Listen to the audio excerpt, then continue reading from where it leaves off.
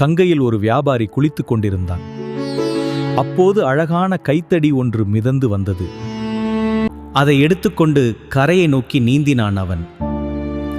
அப்போது ஒரு நீர்ச்சுழலில் மாட்டிக்கொண்டான். தப்பிக்க கடும் முயற்சி செய்தான்.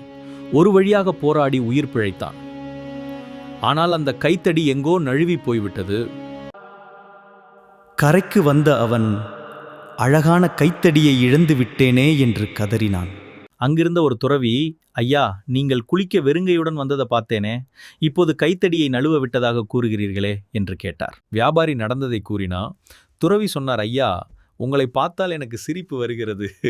கங்கையில் கைத்தடி மிதந்து வந்தது, இப்போதும் அது மிதந்து கொண்டு போகிறது.